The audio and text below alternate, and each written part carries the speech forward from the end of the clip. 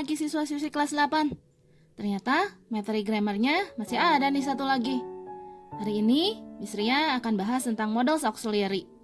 Yuk, siapkan buku cetak dan catatannya. Buka textbooknya halaman 86. Materinya to the point aja ya. Models auxiliary. So, buat materi models auxiliary-nya, apa aja yang mau dipelajari nih? Yang kalian akan pelajari, yang pertama itu adalah pengertian dari models auxiliary itu sendiri. Ceritanya, biar kalian nggak bingung sebelum belajar lebih lanjut. Terus, kita lanjut dengan contoh-contoh dari models auxiliary-nya. Kalau udah tahu, baru kita belajar tentang gunanya. Kenapa sih harus tahu gunanya? Supaya kalau latihan soal atau buat kalimat, kalian nggak salah lagi, gara-gara nggak tahu guna dan artinya. Nah, supaya bisa buat kalimat, kita pelajari polanya kayak gimana. Terakhir, tinggal latihan ya deh. Ingat, supaya mahir, supaya jadi mudah, latihan rutin itu perlu. Jangan main sama bobo aja, ntar ilmunya nguap loh. Semangat ya! Ya, pertama kita cari tahu dulu apa sih models auxiliary itu. Jadi, model auxiliary itu adalah kata kerja bantu yang fungsinya untuk memberi tambahan arti pada kata kerja utamanya. Gimana? Bingung? Kita coba pakai contoh kalimat ya. Contoh yang nggak pakai models nih. The assignment is submitted at 2 o'clock today. Di sini artinya tugasnya diserahkan jam 2 hari ini. Yang penting tugasnya masuk jam 2. Nah, yang ini contoh yang pakai models. The assignment must be submitted at 2 o'clock today. Artinya tugasnya harus diserahkan jam 2 hari ini.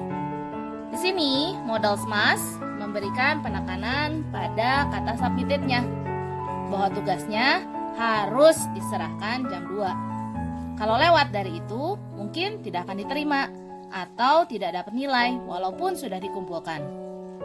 Gimana? Sampai sini paham? Kalau masih bingung, jangan ngacung. Miss nggak akan lihat soalnya. Dengerin ulang ya. Next, contoh-contoh models. Miss singkat jadi models aja ya. Capek bilang models auxiliary. Panjangan. Ada yang tahu contoh-contohnya?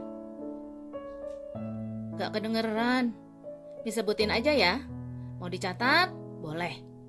Contohnya, ada kata must. Artinya harus atau wajib. Kemudian ada kata can. Bisa atau boleh, tergantung makna atau maksud kalimatnya yang kalian buat. Ada should. Artinya seharusnya. Kalau yang ada di cetak kalian, ada kata mustn't, artinya tidak boleh. Hati-hati nulisnya ya, nggak di-korting hurufnya. Kemudian ada have to, ada don't have to, ada had to, will have to, need, dan needn't. Sambil cari tahu artinya ya, kalau enggak nanti videonya jadi panjang banget.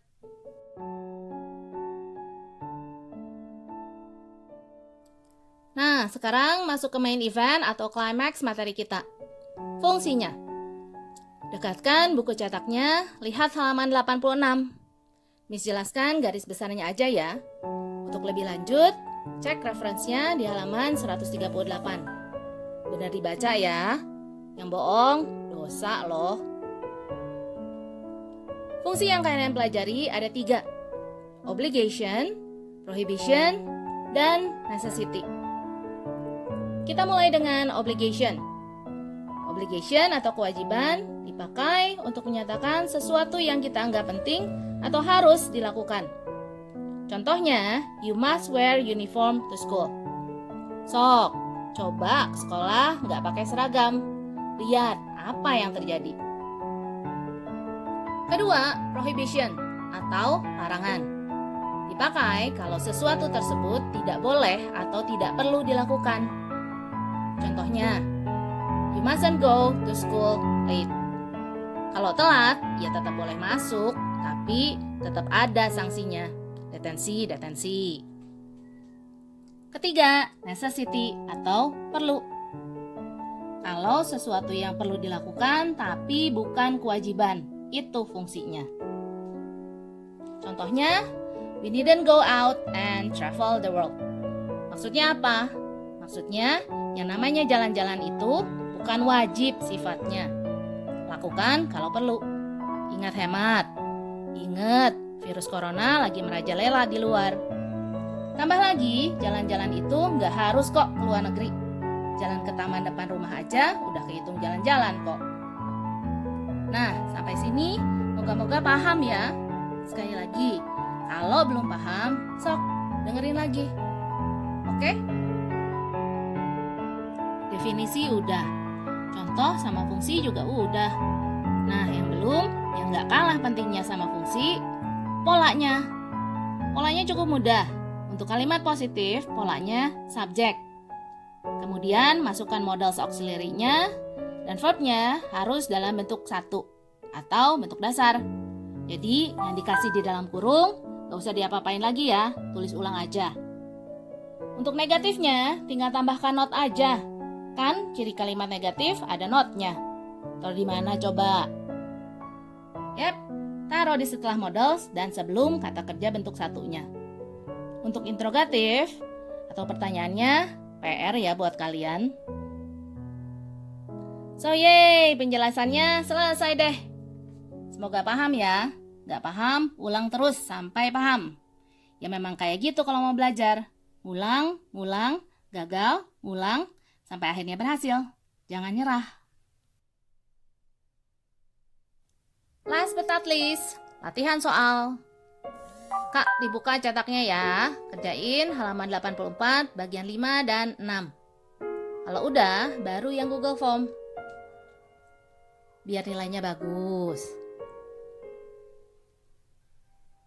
So, that's all. Good luck, stay safe, stay healthy, God bless, and I'm signing out. See you.